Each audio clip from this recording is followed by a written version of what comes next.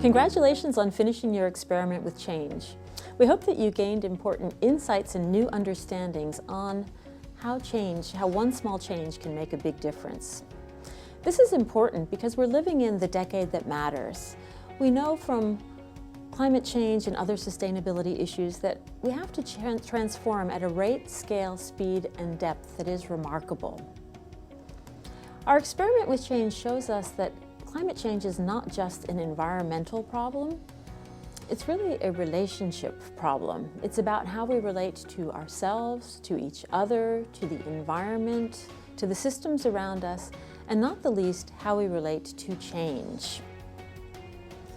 Often people focus on technical solutions and behavioral changes as the solution to climate change. And what we think is that people matter much more than that they can actually have a much larger and more important and powerful impact on systems and cultures around them. And at this point, we really want to have the largest impact possible. To have the largest positive impact on the future, we have to take a broader and a deeper approach to climate change. And for this reason, we focus on the three spheres of transformation: the practical, the political, and the personal spheres. Perhaps over your change experiments, you've noticed in the personal sphere that you're thinking differently about change, that maybe you've challenged some of your assumptions or changed your way of thinking. You might have also noticed that in that political sphere that there are some social norms and systems that really need to be in place for you to succeed. Or even you might have noticed that you can influence social norms or call out what's not working in systems around you. And finally, in the practical sphere, you might have adopted new habits or new practices or new ways of being that change the way you engage with the environment and with others. The practical, political, and personal spheres of transformation are always interacting, and we're always engaging with all of them together. When we work from a change in one, we start to make changes in all of them. When we start to think about how changes come about, the personal sphere plays a really big role, especially the values that we hold for ourselves and for others.